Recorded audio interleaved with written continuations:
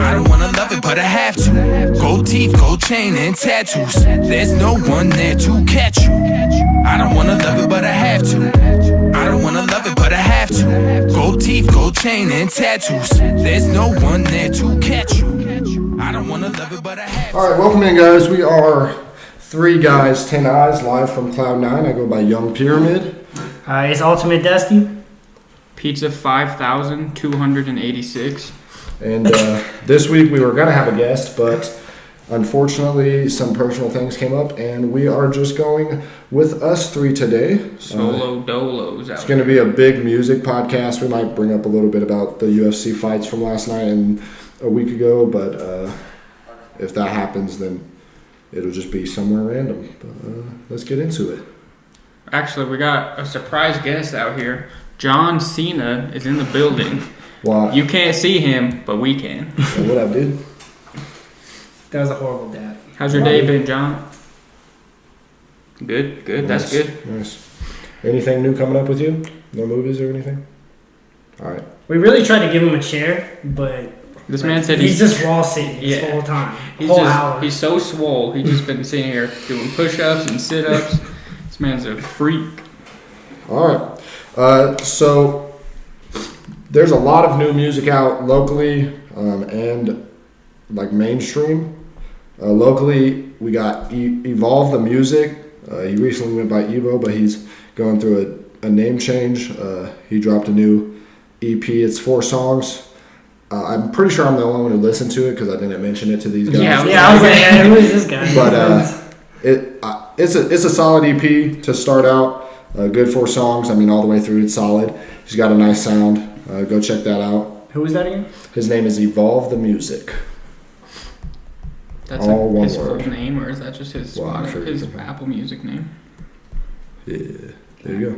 What's that? Shanty? Yeah, Shanty. Shanty EP. Cool. Dope. So should we? 13 minutes. We're gonna get into the mainstream aspect of it real quick, and then we got a local review on an album. So let's start with Cardi B and Megan Thee Stallion with WAP. I'll let Ultimate Dusty take over this one because this was his recommendation. I mean, I just think it's a good jam, honestly. Like, It's Marika, definitely catchy. Yeah, Marika's been having it on repeat this whole time, and I'm not gonna hate when she's getting down to a song. Right. Honestly, and like listening to it, they got some good rhymes on there. Like, I'm not gonna hate. The bars are pretty cold. Yeah. I don't personally like Cardi B's like style of rap, but that's just like my personal opinion. Her bars are clean. Megan Thee Stallion definitely came in super hot and killed the shit, and the video was nice. The video was too nice. I feel like the only complaint with the video is the whole cameo situation. Yeah, but I mean, it has nothing to do with the music.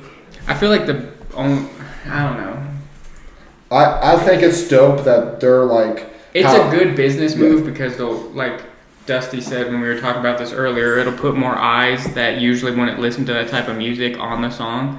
Yeah. But I feel like Rihanna has a lot of mainstream fans too that could have got more eyes. Yeah, I just feel like the people who listen to Rihanna are more likely to listen to a song like that. You know what I mean? That's like, fair. That's like fair. just listen to hip hop in general. Whereas like, but that it could have with Kylie, she might get a lot of younger views, but this song's not really for the younger audience. It also could have had a negative effect because it could have got more older people that watch Keeping Up with the Kardashians, and they're the ones like criticizing the song. Yeah, there's so many like Congress people out here like, yo, this is promoting prostitution. So my thing is, I think it's cool. I think it's cool because like male artists, they rap about like, you know, giving girls the dick and but like now the girls flip the switch and now they're rapping about like, oh yeah, go ahead and put it down on me. Yeah, like put it down on me. I think that's a dope thing because they're showing their confidence and they're like, why can't they do that? You know what I'm saying? Like, people don't. Mostly men don't want women to succeed for some reason. Who knows why? I mean, I don't know how any I dude can complain about I said. This song. I'm like, you watched that video one time.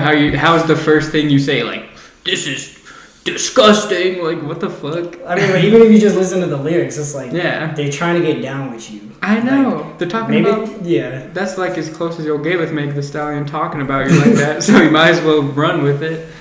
But you know, it is what it is. This just brings up a random point. You remember that Megan Thee Stallion and the Baby song that they had a while back? Like where the Baby's like literally talking about like fucking Megan Thee Stallion. Yeah. I was talking to Marika about this. Do you think they actually did that shit? I mean, I like. So my money's on yes. Like personally. I think famous people. So I think famous people like the way that famous people like go about like relationships and like sleeping around is probably just like a local in the city type of shit. Like, you know, you see this girl, your friend might have went and did stuff with her, and now you're doing stuff with her. Like, I don't think it's my opinion on it. At least for Megan's point, I think how mostly the guy rappers are usually like the players who hook up with all these girls and then just dip on them. I think she's flipping the switch because like that shit with Tory Lanez, I think.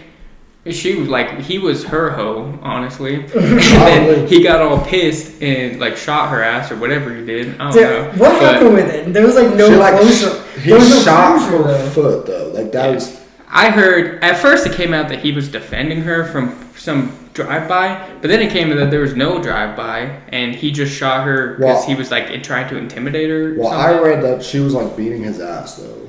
Well, but that was just on Facebook, so it might have been okay. I mean, her video, if she's that good of an actor, because she was showing some like real emotion, crying about the situation, and if she was beating his ass, then she knows how to play the victim, I guess. But the fact that this man, cards right. Why would you shoot her? If he really was that pressed that she was like, "Yeah, you were just my fuck for tonight, peace," and then he shot her ass, like that's some. I'd be like. Cool. Never talk to you again, I guess. But hit me up if you want to do music. Yeah. If he's got feelings, though, you know. I guess that's probably hard. You got some hard feelings if you're gonna shoot somebody. Yeah. Especially if it was like there's one. Some crazy people, though. I mean, if he grew up gangbanging. That's true. Tory Lanez is like 5'5", though. This man. I mean, that's why he has to carry a gun. He's 5'3". 5'3". Tory Lanez, I'm pretty sure it's 5'3". I think. Oh my goodness! Oh, I gotta look it up. Let's see how tall this man is. If this man's 5'3" and he pulled Megan Thee Stallion, I'm gonna be a little upset. This man is 5'3", bro. Weighs 120 pounds. Dog, you could. This man's a smash this dude, bro. Why is that a? Because you're like 5'8", 140. So okay. You're usually the smallest person we're talking about at the time. Alright. My goodness, this dude's small. I think the only person smaller than him is Made in Tokyo. Huh? Lil Uzi Vert's what, 5'4"? Something like that. Yeah, that dude. But he looks tiny. But isn't from what I've seen of Tory? Is it Made in Tokyo like 5 foot even? Look at him. I think he's 5'5". I don't even know who Made in Tokyo, bro. One time, we were doing a sports podcast at Matt's house. This man said Monte Te'o is a legit midget. I was like, what? He was like, yeah. I was like, Monte Te'o's like 6'4", 300 pounds. He was like, no, Made in Tokyo is legit considered a midget. I was like, bro, you said Monte Te'o. He is on the hot. It's Made in TYO. It doesn't like actually say Tokyo. Wait, yeah, what song is he doing? Hot Shower by He's Chance. 5'4". 5'4". So, man, dude, Tory Lanez is tiny. Yeah. That's crazy. Kevin Hart, I mean, he was 5'5". Yo, there's literally a question. The second I looked up his height, the second thing is that guy a midget? But the fact that Matt said Monte Te'o at first, I was like, dude, that dude's like 6'4". Yeah, I was like, what are you talking about? And then he just tried to say Made in Tokyo like he didn't straight say Monte Te'o at first. I was like, the hell? And then he got mad as hell at me. He's like, I didn't say that. Yeah, Monte Te'o? Isn't that the guy who had a fake girlfriend? Yeah. Probably the most catfished famous himself. Catfish. No, it was some dude on his football team. That's so funny. Oh my goodness. If one of y'all ever catfish me like that, like I'm not your friend. One, you bro, can if tell you got catfish when you have a girlfriend, then that's a bigger problem. Okay, that's fair. But if one of us catfish Christian, I feel like I don't get the catfish thing. Like, how are you not like, hey, can you send me another picture? And then it's like, no, I'm busy. My phone's broken. Or like the 5th time, they're like, oh, especially my video now, chat don't work. You could be like, video chat me, and they're like, oh, my audio doesn't work. So? I can still see your face. Well, I just want to talk to you on the phone. Like, nah. That's ridiculous. I mean, when a fake account, I feel like it's so easy to tell when it's a fake account. There's like 2 pictures on there. Yeah. Like made like 2 weeks ago. Yeah. 0 followers or whatever. Like, you ever see the ones though where it's like they got hella followers? Like I've seen a couple like on my Facebook where it's like, like they got like 100 people that I know following them and they don't have anything on their profile. So I was watching. This was like 2 years ago. My ex used to watch Catfish all the time, and we were watching an episode. Some people will literally like start the planning like a year or so ahead. So they build a following and like will friend all his friends and find a bunch of pictures to post, and then start the catfishing so it seems more legit. They really like go. It's like a science to some people. Yeah, it's crazy. They're making money that way.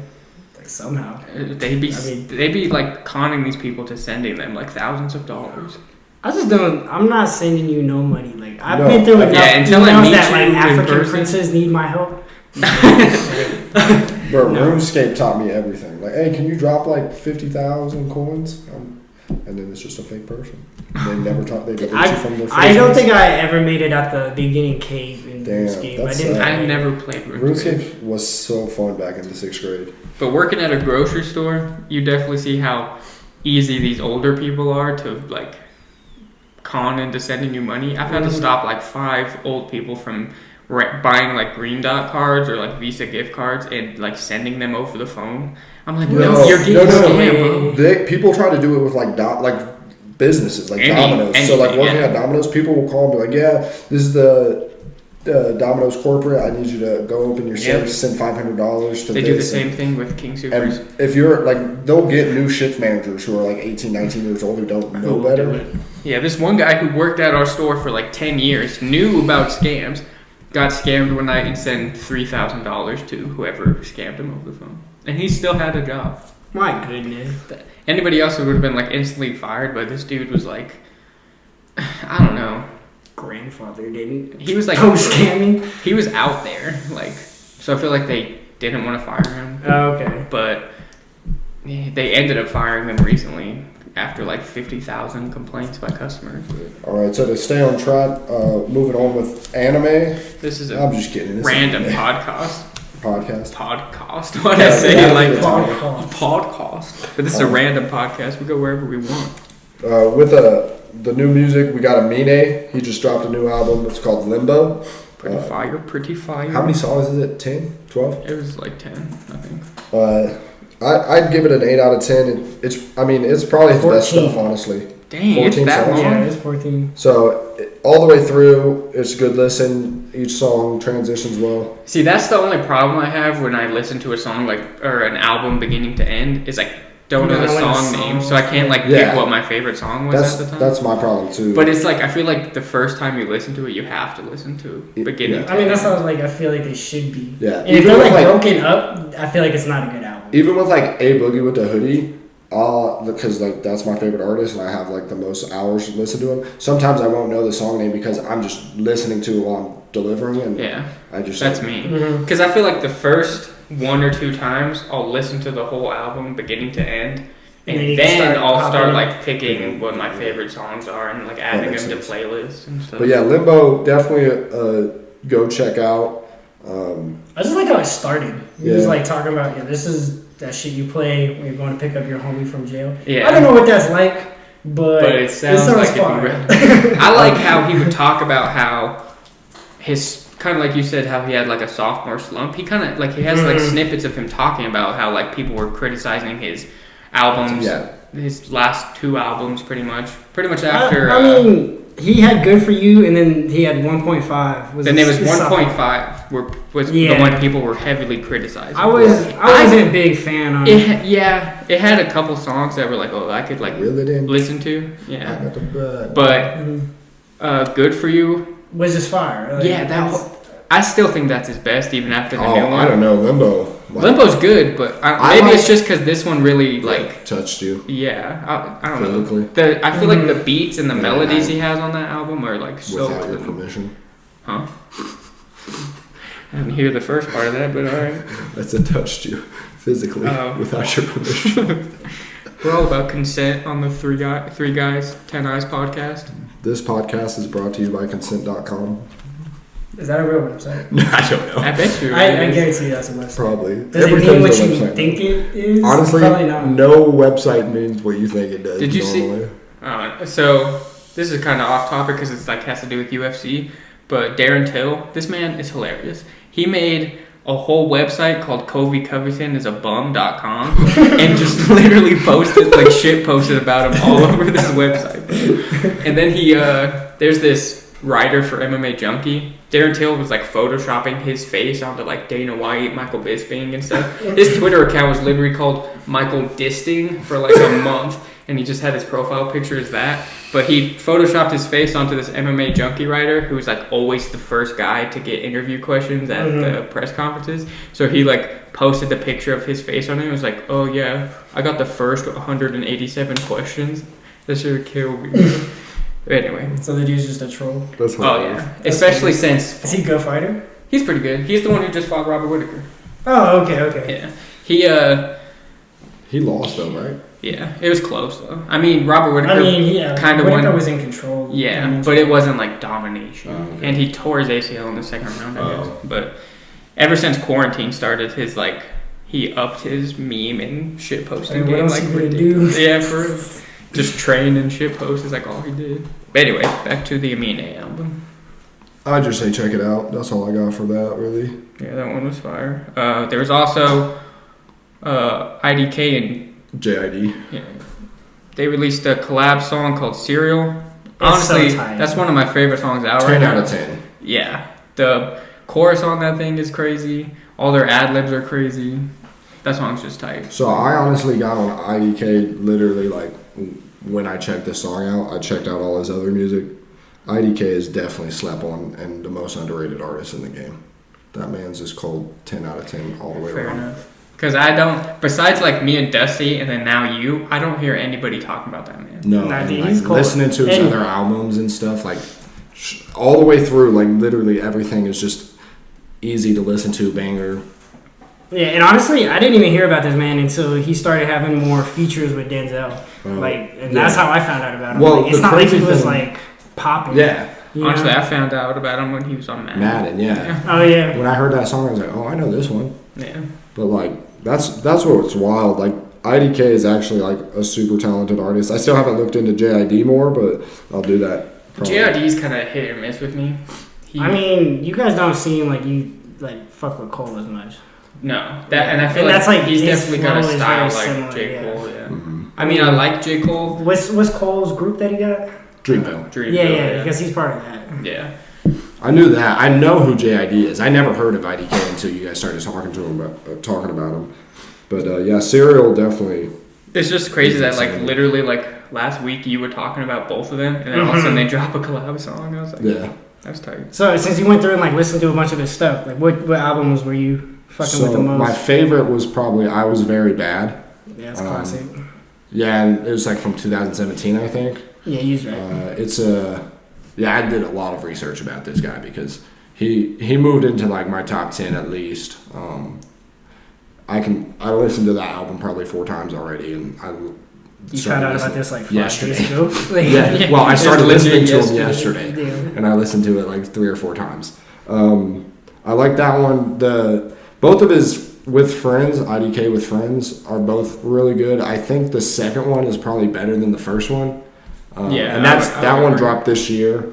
That one's the one with Denzel, right? Yeah, but Denzel, I was super disappointed because Denzel only gives the chorus on that one song, but that chorus is like 4 lines of heat. Like it's fire. It's fire.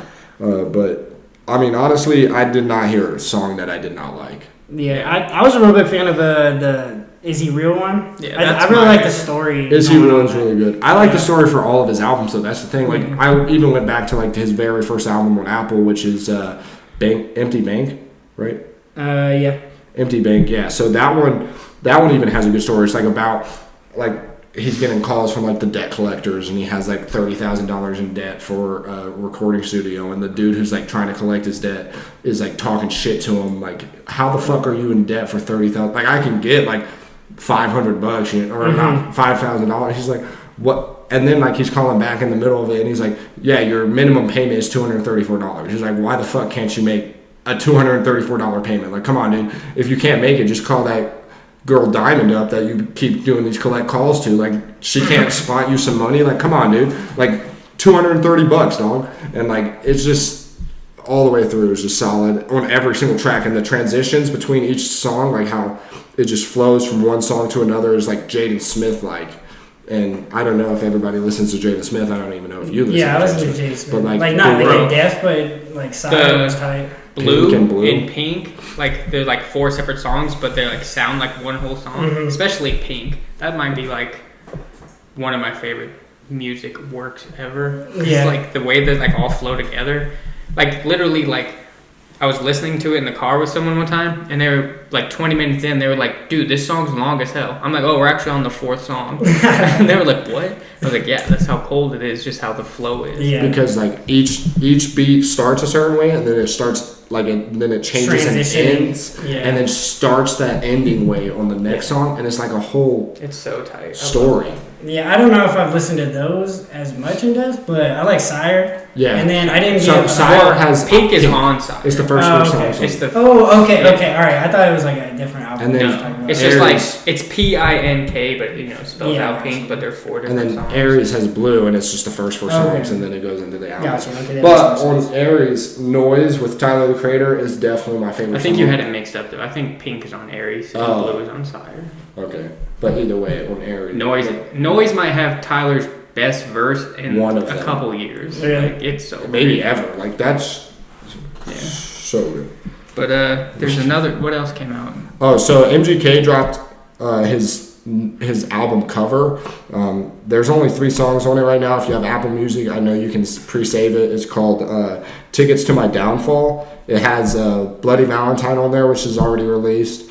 And then it has the new song that just dropped like either yesterday or the day before called My Ex's Best Friend. That song is 100% guaranteed, like perfect all the way through. It has Black Bear on it. 100% guaranteed, huh? Guaranteed. What do people get if they don't like it and you guaranteed it? Oh, they will like it.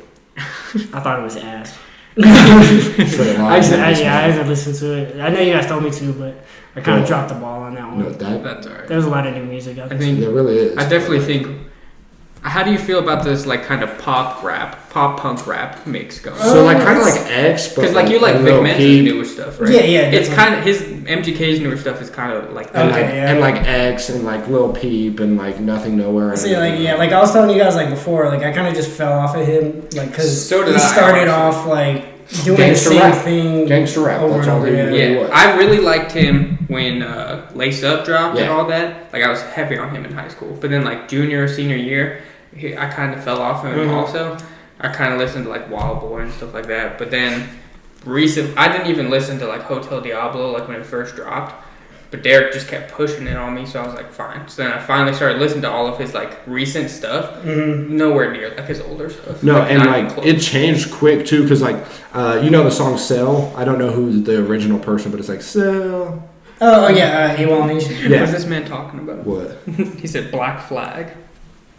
Who said that? Troy. Oh. Assassin's Creed Black Flag is fire. Yeah, that's what he's talking about. But he fell off after that. Wait, who has Black Flag? Is that the name of an album by somebody? Because he said he fell off after that.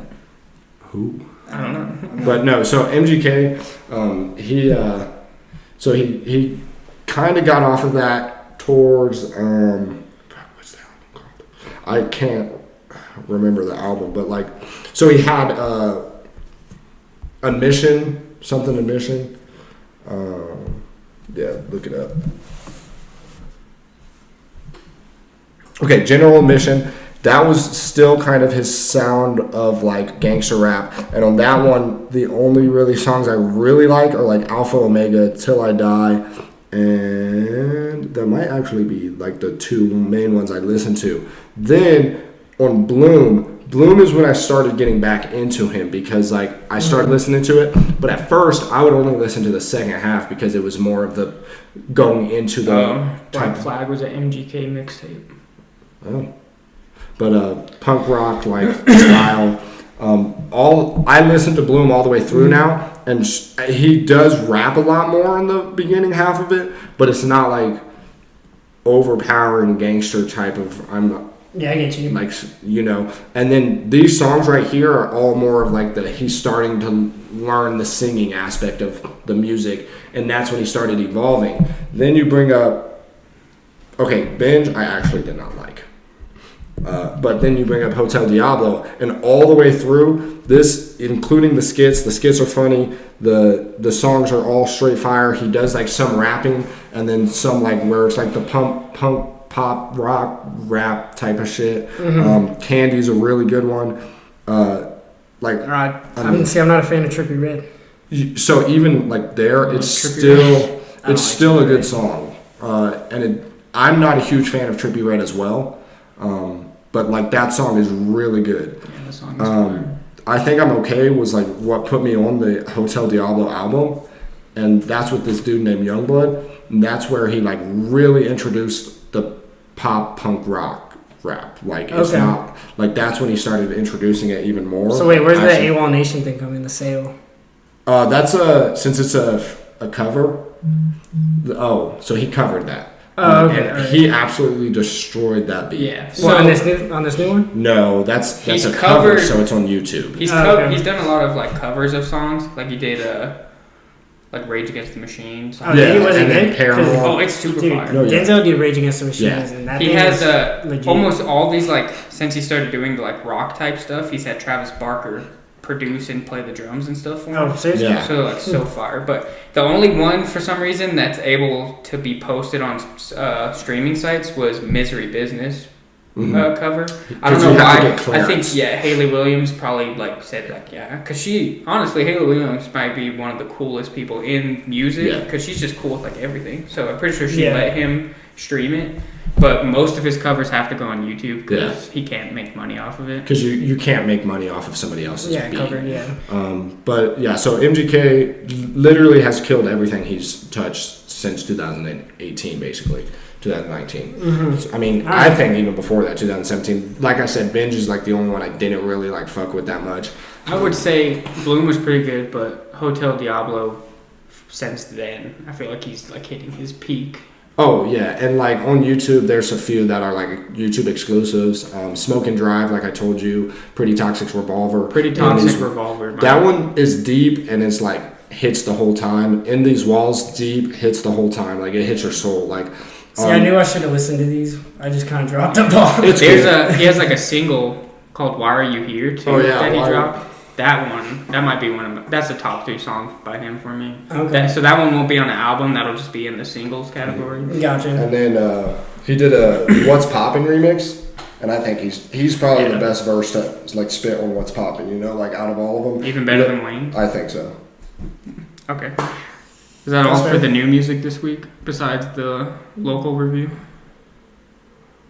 I think because IDK with Friends 2 came out this year, but. We can't talk about that. All right, so we're gonna move into this local rapper's album that just dropped this week. His name is Legacy. The album's called The Note. I thought it was pretty good definitely for a local artist. The quality was like super nice. Shout out to Blitz for the cold ass editing. Yeah, honestly, right from the start, I was like super impressed like with the production quality. Yeah, I was like, snap. I've been in the studio with like Derek when Blitz is like doing his thing. That man, he knows what he's doing. He's killing it. But my favorite song. Cloud9? Yeah, he's done all of my work basically, except for like the stuff that I'm doing with Delinquents now. Okay, and that's because Darius is doing it. No, Ricky. Ricky does the production. Yeah, he does the beats and the engineering. Sorry. Darius just spits fucking fire. But that's a different time. But my favorite song on the album was The One. It's the first song on there. I feel like you just hit it out of the park from the beginning. That might be why it like sticks out as my favorite after one listen.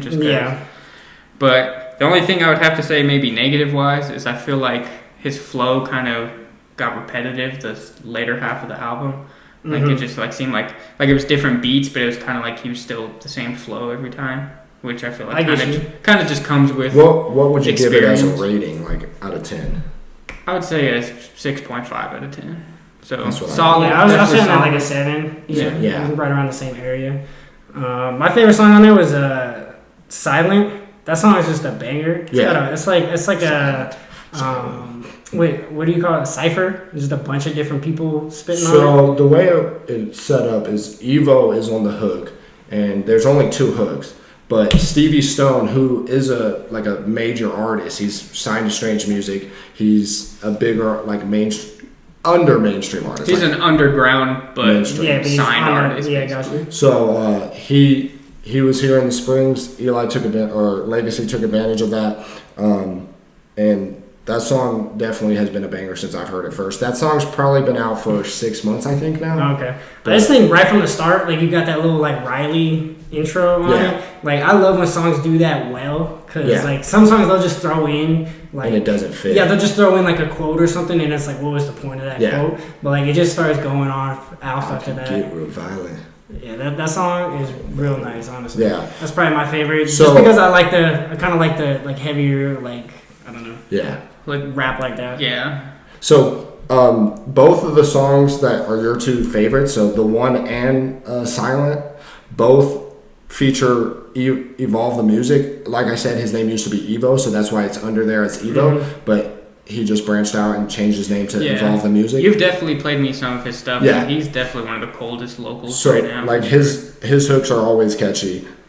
So both of those songs are great. I have them on my list. I have 4 songs that I wanted to touch base on just to, like, if you guys don't want to listen to a full album, because I know not everybody wants to listen to a full album, and I didn't really do this with, like, IDK or Amine because I didn't, like, go into detail about it, but since we're doing this review, the 4 songs that I would recommend, the one, obviously, that's, like, the first song, and it, like, brings you into the album fully. Silent, just because it's just hard, heavy hitting, like, it's just like bars on top of bars, and then a catchy hook to bring it all together.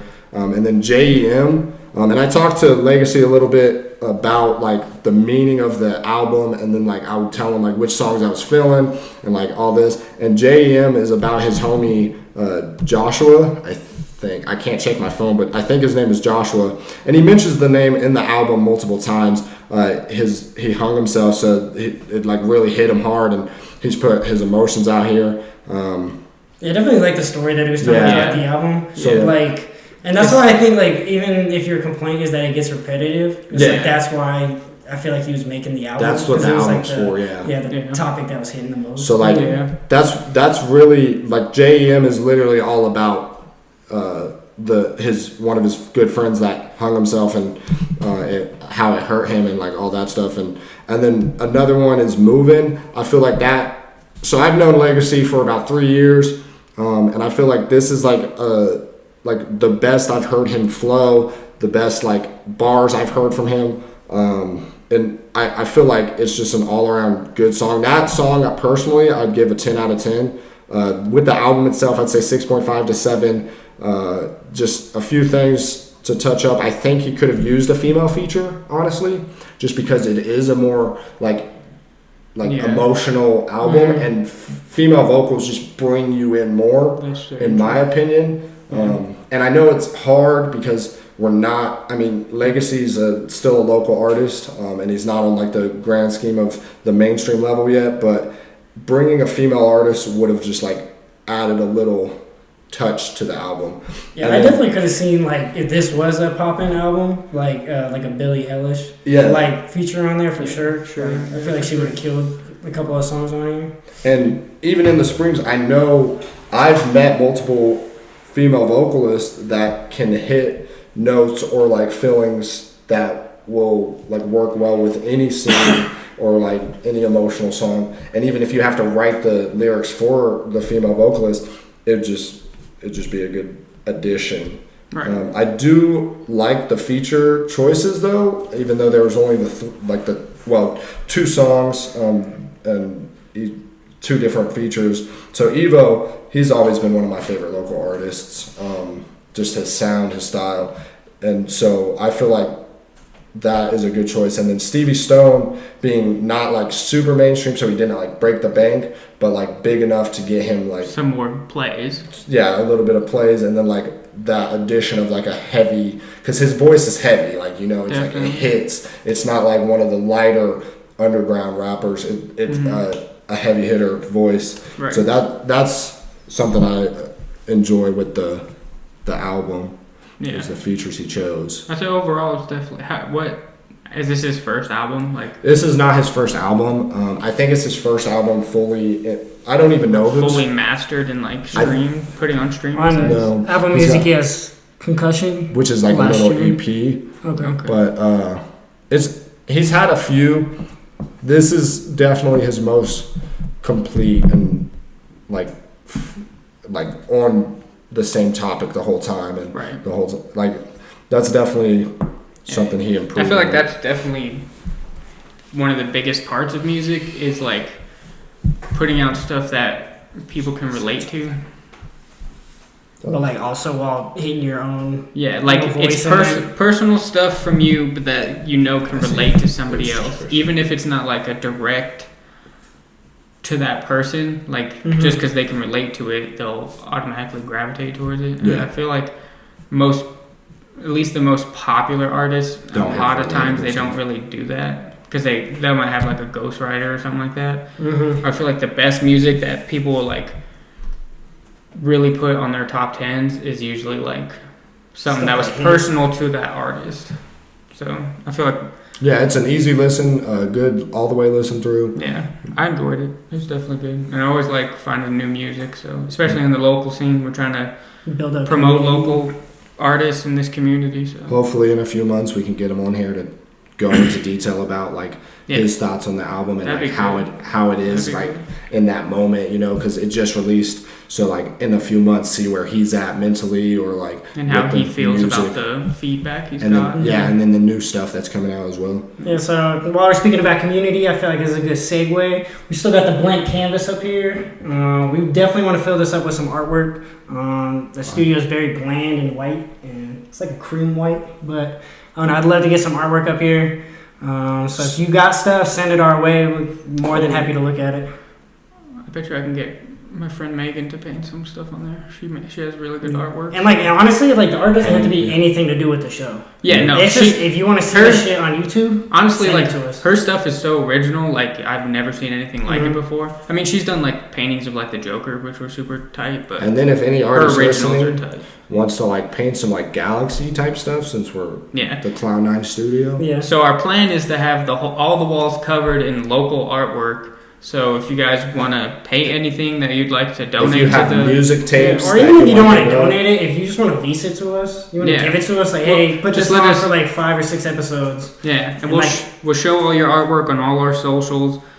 So and if they're trying to get little like free promotion paid for it, you know, like we could put price tags on there. Like it'd be like a little gallery, little free promotion, album covers. Yeah, honestly, whatever wants to go up here. Yeah. Because it's very bland, honestly. I would love to have albums up here and shit. Yeah, that'd be so tight. Yeah, that would be tight. Okay, this is so much potential. And then while we're staying on the topic of local, my man Young Pyramid right here is his older brother. If you didn't know, he also raps too. His name's Dome from Chain Store. He put out a new song this week, yesterday, or was it 2 days ago? This song is kind of old. Oh, I just told y'all to look it up because it's fire. Oh, well, anyways. Well, yeah. It's like he just put us on. It's still a 2020 song. A 2020 song. What's the name of that song? It's under ChainStoreCollective, all one word, all platforms. The song is called My Face. In my personal opinion, it's the hardest song in the city right now. Yeah. Just his bars are clean, his rhyme scheme's clean, his flow's clean, the way he changes his flow. The hook is catchy. Is it under Chain Store? Yeah, ChainStoreCollective, all one word. I would have to say that I know a lot of local rappers because of Derek here, but Gnome has kind of been doing it longer than most of the people. Like, even when he was just in high school, he would just freestyle randomly, or he would write. So I feel like he is above and beyond most local artists right now, at least my personal opinion. I feel like almost every song he puts out, he kills. His ad-libs are crazy. His flow is crazy.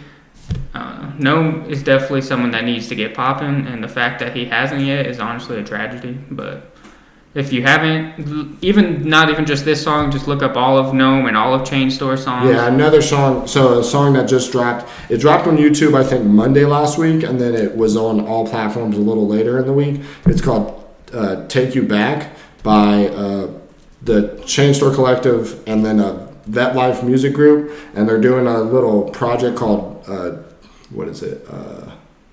Vet Collective. That's what it's called, Vet Collective. So it's like Chain Store and Vet Life combined. Vet Collective, that'll be out soon, I hope. In the coming weeks, it seems like, from the socials. No, they're gonna promote it. It's probably gonna be a month or two before like the whole album's out. Yeah, but they might release some singles. Yeah, they'll definitely release singles, I believe.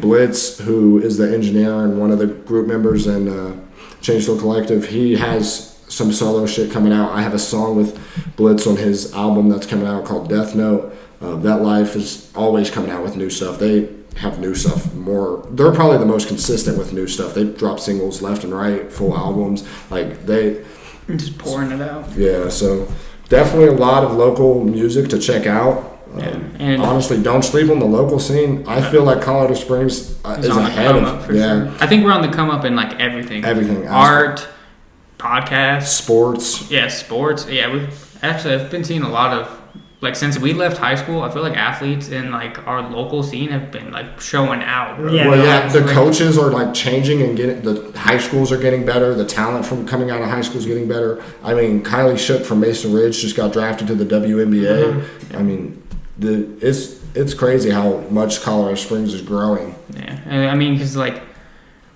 did we have any state champions wrestling-wise? Nope. Until after we left? Yep, Samuel Freeman was the first state champion at Mason. Crazy. That was the year that after we graduated. Yeah, so his junior year. That's what one of the biggest things we want this podcast to be about, is uplifting the locals in the community. So any work you got, music, art, cooking, I mean, if you do like computer science, anything, like.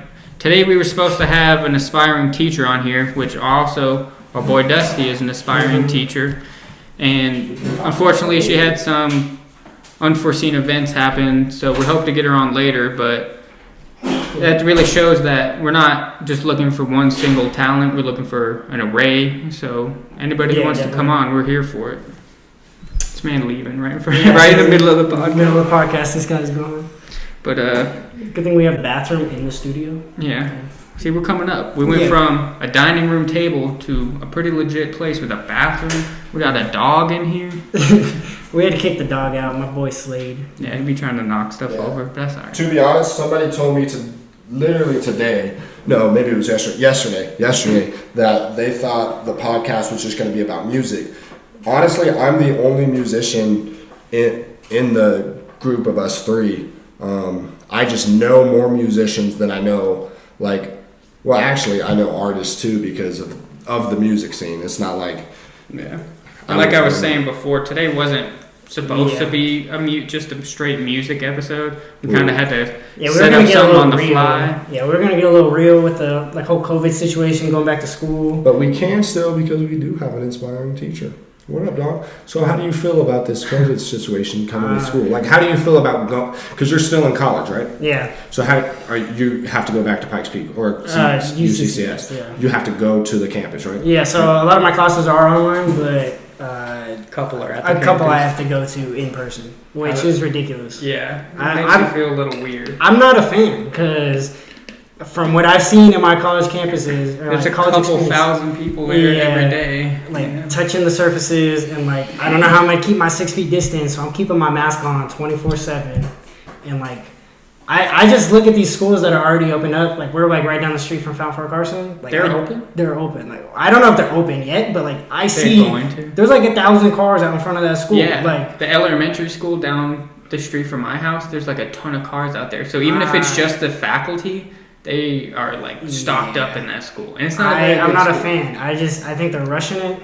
So as a teacher, do you think homeschooling with would you prefer the parents homeschooling the kids with your guys' curriculum thrown in there, or the video chats Zoom? I would ideally it would be homeschooling, but I understand for a lot of parents that can't do that. It's not applicable. Mm-hmm. But I saw a picture on Facebook the other day. They had this 5-year-old kid doing a Zoom video chat, and this dude was like slumped over in his chair with his headphones in, like trying to take a nap. Like for high school kids, it's like, okay, maybe you can do that, you know? Well, even high school kids don't want to be at school in general, so they probably won't even join this. But like, you can't do that for a 5-year-old kid. No, they don't have the attention span for that. Especially if they're at home, they're going to want to go play the video game. So like having a 5-year-old, like I have a 5-year-old and a 3-year-old, you can't expect the teacher in any situation to be the only one teaching your kid. Mm-hmm. You have to continue the learning at home. Like he's gotta know his Okay. So here's a question for you. Since you're the only parent on here, how do you feel about sending your kid back to school? Well, honestly, Kelly's a babysitter, so they're in contact with other kids already. Honestly, it's hard to say. Elementary level for sure would be a tricky one to like be like, yeah, let's send them. You can't control the littler kids to wear their masks and like stay you away. Send a kid with, let's say, like a Spider-Man mask, and the other kid has like a Power Rangers mask. Your kid comes home with a Power Rangers mask, even though you sent him with a Spider-Man mask, because he thought that one was cool, and his friend thought the Spider-Man was cool, so they traded for the day. Yeah, kids will do that, and I can see how. I feel like they should just wait and keep doing online classes, especially because when I did online classes, when I had to like do credit recovery, them shits were like, I feel like I could. That's probably just me. Some people learn different. I hate online classes personally. See, I felt like I learned, like, was able to grasp it more. Okay. Not being like distracted by other people, and your friends are always in class, so you just want to like shoot the shit and shit like that. And then also, kind of being your own teacher, like at your own pace. But I feel like helped me. You have to have the drive. That's some kids, I understand they kind of need the direction. They can't just do it all themselves. So that's where it's like it gets kind of tricky. Where like I feel like sometimes the parents need to take initiative and learn how their kid learns, and then decide if they should just do online classes or if they should learn how to teach the kid themselves. I just think, so that's coming down to which is more beneficial for the kid, which is a good conversation to have. Yeah. But I don't think they should be back in school due to the risk. Yeah. Like there's the biggest I was seeing in Atlanta. Have you seen that? That with the kids like weren't wearing masks. Yeah, yeah. They got, like, it was like this picture. You seen that? Yeah. So yeah, it's basically the stacked class like hallway, like kids touching shoulder to shoulder, nobody wearing masks, and the kid who took the picture got suspended because like they were showing that they weren't following guidelines. This school. So the kid who took the picture got suspended? Yeah, exactly. Oh, because they didn't want it exposed. I thought the kid, because I know there's like one kid you could really see without his mask. Maybe it was a different. There's this girl in here who got her mask. I thought they were the ones that got suspended. The person who took the picture got suspended because that's dirty. Like, but the point is they went to school for a week. There was 9 confirmed cases of COVID, and so if you spread those around, those 9 kids had contact with thousands of people, like tens of teachers, and they are back to online. So they literally went to school for a week, got cases, got kids sick, put them at risk, and then they were like, okay, we fucked up, let's go back online. When it's like, you could have just made the executive decision to be online in the first place. Yeah. And like, that raises another problem where like all these colleges have pretty much already gone to only online classes, but they're still trying to charge full tuition. Dude, which is trash. I signed up for classes, and so they're trying to push more online. So basically how they're doing it is they're like, okay, some classes you kind of need to be here. Like if you're going to take a lab, like you kind of need to class or something. or like you're a welder. Yeah, basically anything where you need to be hands-on. They're like, come to school. But if it's like you can learn it online, you can take the online class. I had to pay $100 for every online class. Extra. So I had to pay $100. So they're more expensive. It's more expensive to do online, bro. Even though I don't get the personalized one-on-one aspect of a teacher. Yeah, and the teacher just has to like sit at home and teach. Dude, well, half of my classes. So there's 2 front versions of online classes. So and you see when you're registering for your classes which one's which. There's meets remotely, which is a Zoom class. So you got to log in 12 o'clock every day. You got to be in the meeting, and then there's an online class. The online class, you have no classes to go to. Like you don't go on Zoom. You just do it in your time, right? It's like they have like these modules on the website, and you click on it, and it's like, read this book. That's and then like when you finish it, it'll like give you a check, and then you do this assignment. That's how my PPCC so you can finish the whole course within as fast as you want, really. I mean, basically, if the teacher opens it all up like that. I know some teachers, they won't open up modules until like that week. They'll do them weekly. Yeah. Which is like kind of it helps some kids, but it doesn't help every kid. But like if you do all that work, let's say like on a Monday or Tuesday, and then they don't open, like you do like the whole module set of work on like 1 or 2 days, like early, you could forget everything by the let's say the module is 3 weeks later, you could forget everything and then just be fucked. Yeah, you could. That is true. Yeah, but then you also don't got to do work for 3 weeks. But then you failed your module. I mean, if you have to take a test on it, I guess it just depends on what class you're taking. That's true. Yeah. But yeah, that's the whole school situation.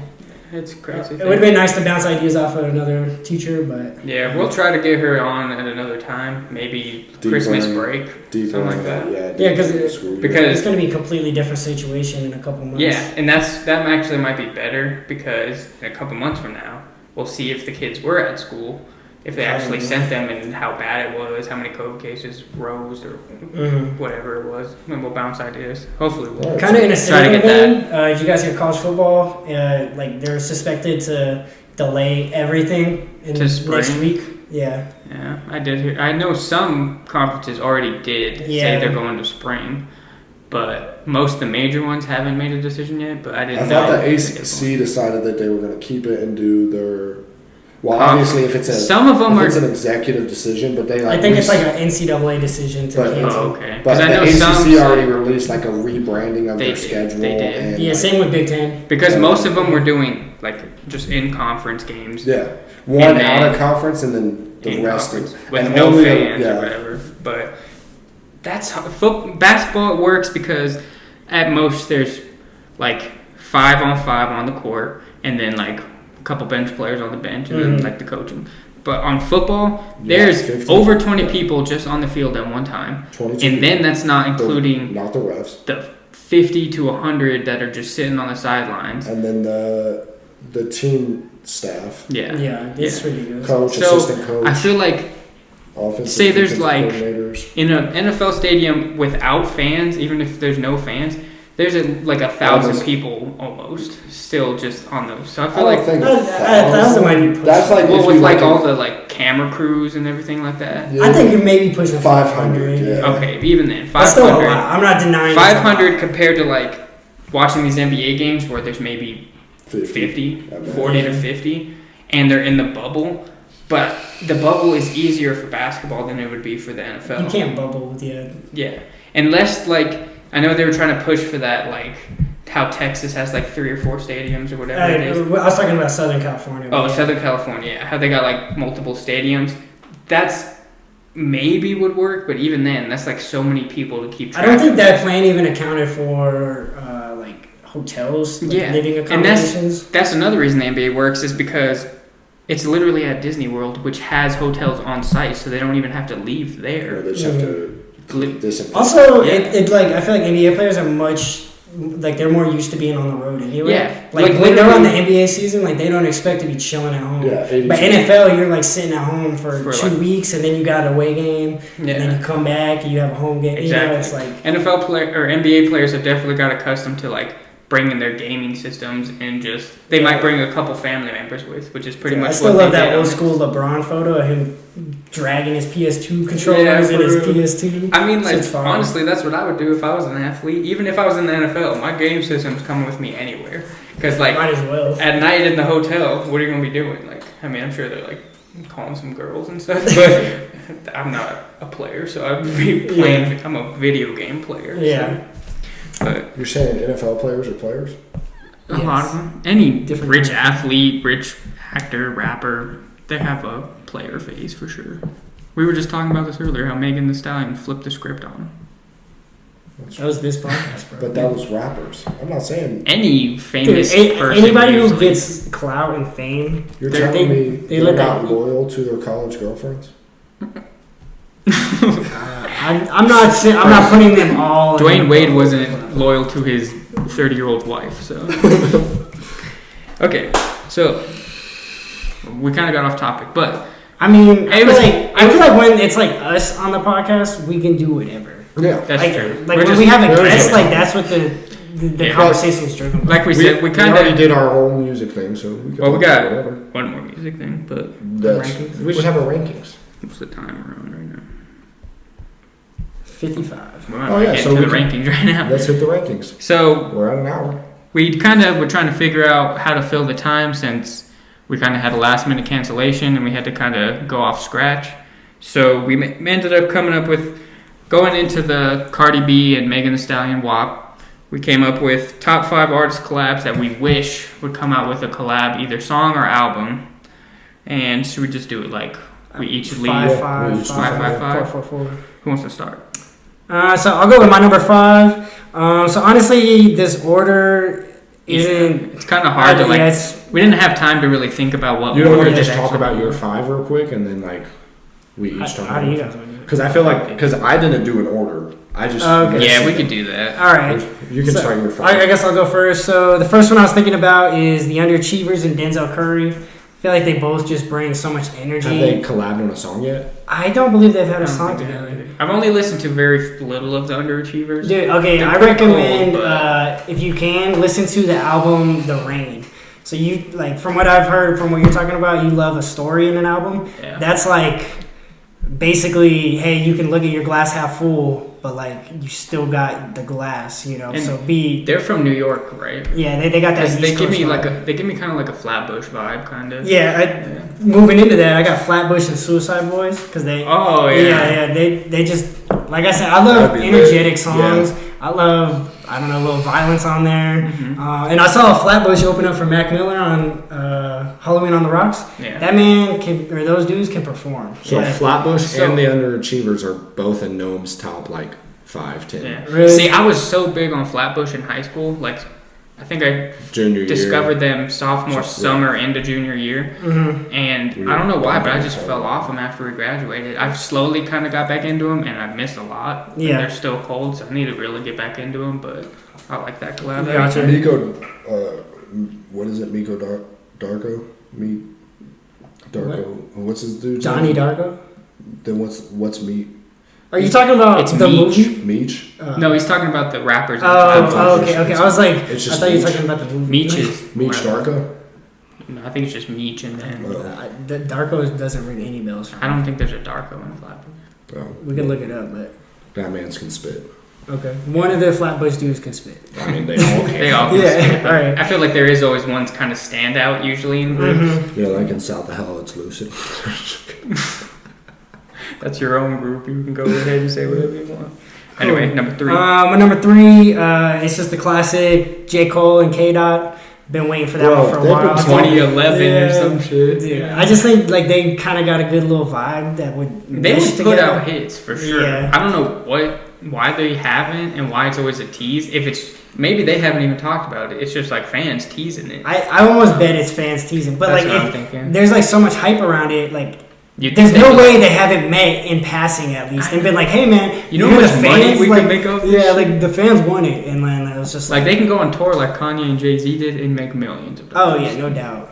Easy. It would be a Kanye Jay-Z type of collab or 50 Cent and Eminem type of collab. Yeah, it would be. But 50 and Eminem never did a full album, did they? No, they just had mad features together, and then like D12 would like have 50 Cent on there. And G-Unit. G-Unit would have Eminem on there. All right, I just kind of been going out of order. It's not my number 4, but the next one I got Denzel and Rage Against the Machine. So it's kind of funny that you were talking about MGK covering Rage. When Denzel did it. Because Denzel did it, and he brought so much energy to it. Did he do Killing in the Name of? Yeah. He did, Bulls on the Parade, yeah. Yeah, that's what MGK did too. Oh, really? Mm-hmm. I gotta sit down and look at that one because it was cold. Yeah, Denzel just bring like people were saying like this dude could make like a death metal band. He could. Like he just brings that. Not LL Cool J. If Ice-T can do it, and honestly, Ice-T's like metal stuff is not bad. I don't think I've heard it. I like heard that he did it, but I never checked it out. It's called oh my god, what is it called? I don't even. Suicide Silence. I'm pretty sure. That's a tight name. Yeah, it's cold. Yeah, I just think, dude, we gotta get Denzel on like outside his comfort zone because he kills it. And then my last one kind of leads into this little segment that we're gonna do where I'm trying to put the squad on an artist, and that guy is J.K. the Reaper. JK the Reaper, yeah. And I'll get into this after you guys go through your list. But JK, I don't know, he just kind of started collabing with Denzel, so that's kind of how I learned about him. But he can hit those high notes and he can get that energy, but he definitely can fall back and do the little more mellow stuff that Denzel doesn't hit as often. Bro, this one guy looks just like Melly. YNW. That's my dude. But him and IDK, I feel like will put out some heat. We were talking about IDK earlier, and man's super talented, and I just think they would mesh really well together. So when you guys come back next week after I put you on, let me know what you think of that collab. Okay, sick. All right, mine I got Chance and Childish Gambino. That's kind of another J. Cole and Kendrick thing, how it's been teased for years. Even they would say, like, they were doing it. And it never came out, but I feel like they would... They even on the 2 songs they have together, which one, the last... No, what was it called? Favorite song? No. The one on Childish's album. I can't even think of the name of it. The Last Guys? Is that what it's called? Oh, that one... That one's not even... Okay, I thought you were talking about the older one. Because they have one that's old. The Worst Guys? The Worst Guys, that's what it is. Chance really only says all she needed was some. All she needed was some. All she needed was some. That's like the only part Chance has on that whole song. But it's fire. It works. Yeah, it's kind of but it's like a whole album of those two could be so fire. Like they mesh so well, and I feel like they'd bounce off each other perfectly. So that's one that I would definitely, hopefully, in the making. I feel like that's kind of the collab that you would need, like, older Gambino on, though. I feel like Gambino's definitely switched up his vibe. Yeah, definitely because of the internet, Gambino. Older Chance and older Gambino, both of them. If they would have put it out in 2013, when it was that would have been teased. legit. Yeah.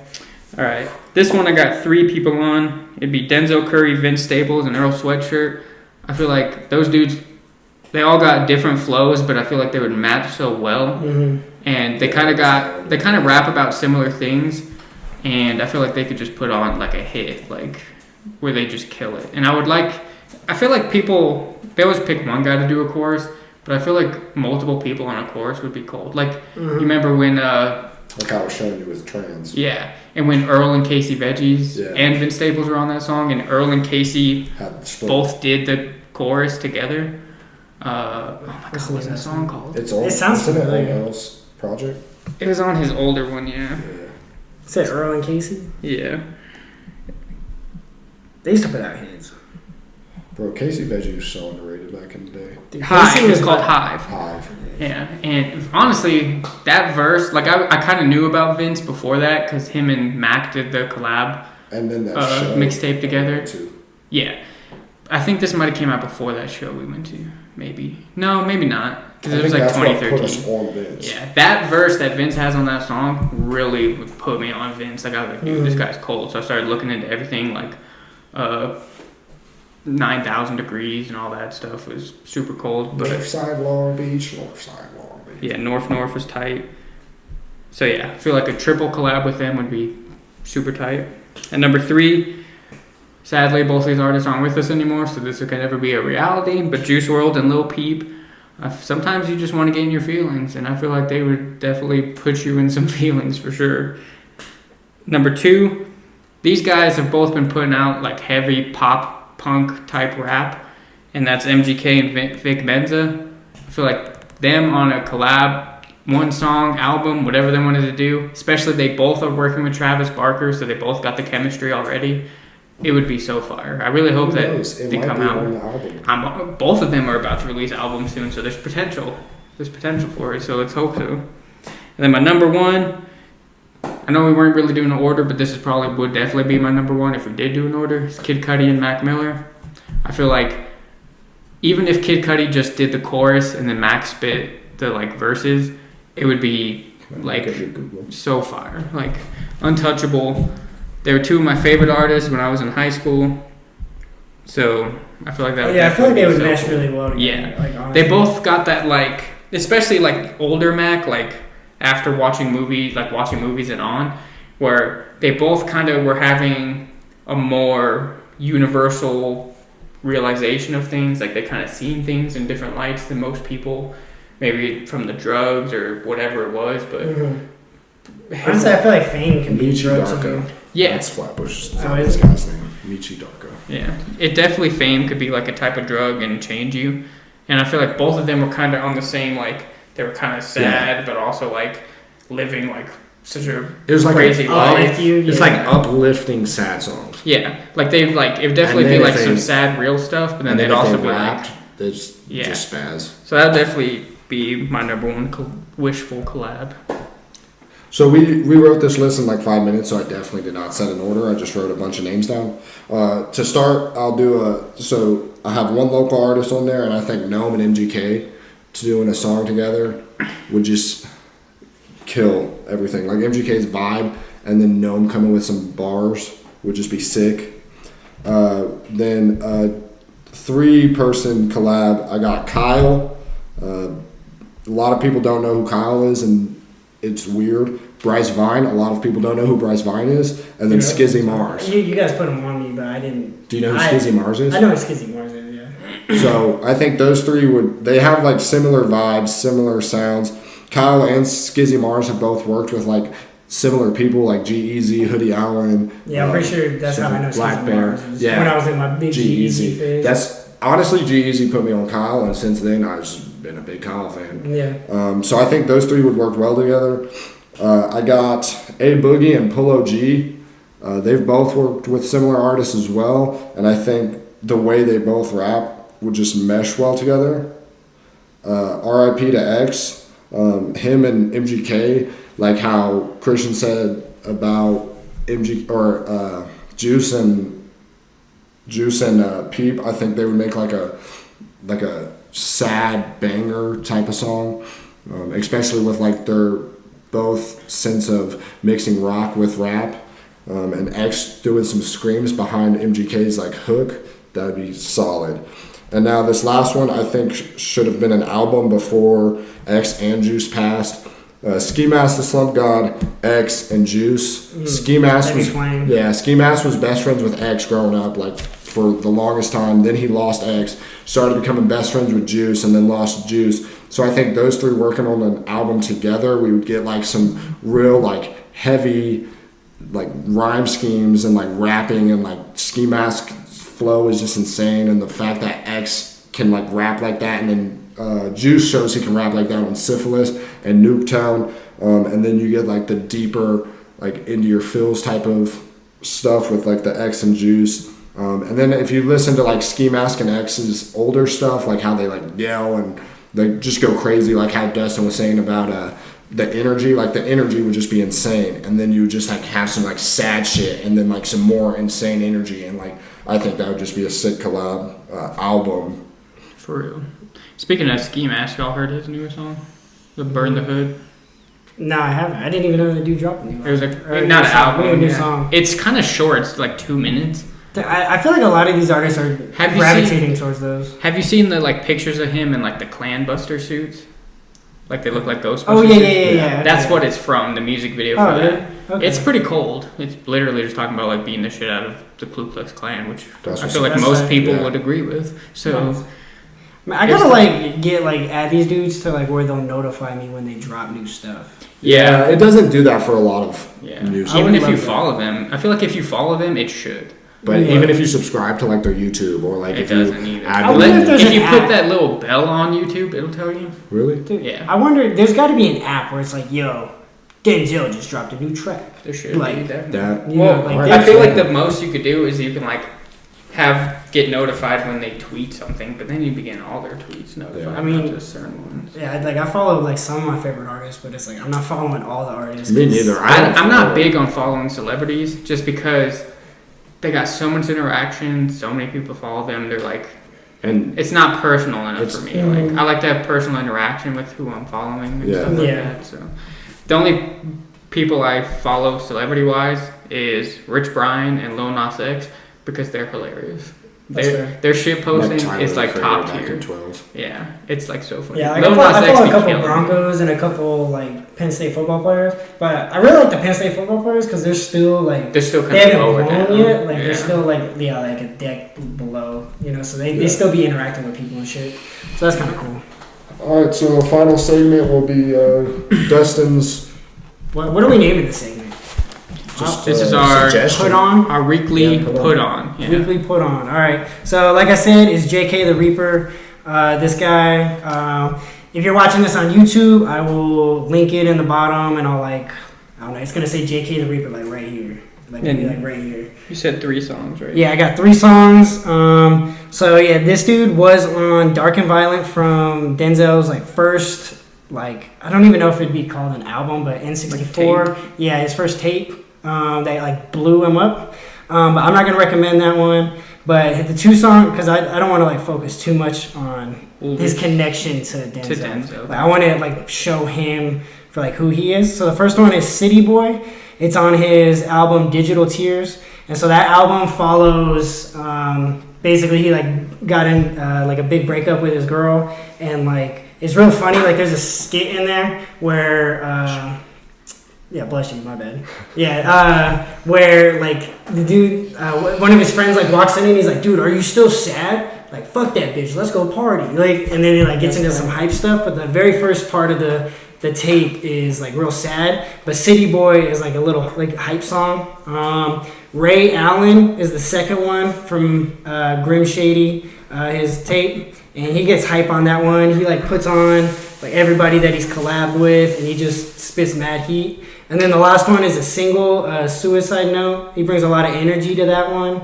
And these are just 3 of the songs that I really like. And they are his more uppity stuff, but that's just kind of what I gravitate towards. Mm-hmm. But if you listen to, I would say Digital Tears, he definitely gets into some more I don't know how I want to say that, deeper. Deeper, more slower vibe. I'm drawing a blank on who I could compare him to, but definitely more who are you was talking about Mac's newest album, and he had that one Anderson .Paak. Yeah, I would compare him slightly to Anderson .Paak when he gets into his feels. Okay. Slightly. But then when he gets his energy, he definitely has that energy. So maybe I should have recommended a slow song. I might do that real quick. Let me look this dude up real quick. I just can't name any off the top of my head. If you're watching on the live, I'm dipping out. Thanks for tuning in.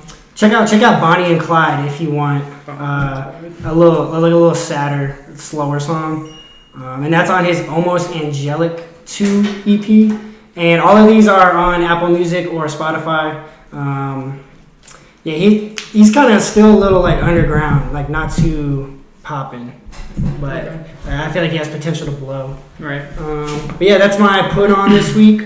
Next week, one of these guys are gonna put me on something or put us on something, and we'll talk about JK and see how they feel about him. Yep. And any of you guys can put us on whatever. We're very open on this podcast. We'll check out whatever you want us to. If you guys want a review if you're a local artist, you want a review of your album, you can message any of us. I'm more in the scene, so if you have album or music shit, messaging me, I can talk to you about who you use as producers, stuff like that. I can get into the more technical shit. Artwork, hit up both Dustin and Christian or myself. Dustin is the the studio owner, yeah. The studio owner of this. In his residence in Bayside. Yeah, we're based out of New York City, Bayside, California, Florida. Cloud 9. Shouts out to College Rule Notebook. This podcast is brought to you by College Rule Notebook. All right, so we hope you guys enjoyed the episode today. It's kind of a little random one because of everything. Yeah, we had a little cancellation, but hope you guys enjoyed. Yeah. All right, I love you all. Have a good night. Yeah, we've been 3 guys, 10 eyes from Cloud 9. I don't wanna love it, but I have to. Gold teeth, gold chain, and tattoos. There's no one there to catch you. I don't wanna love it, but I have to. I don't wanna love it, but I have to. Gold teeth, gold chain, and tattoos. There's no one there to catch you. I don't wanna love it, but I have to.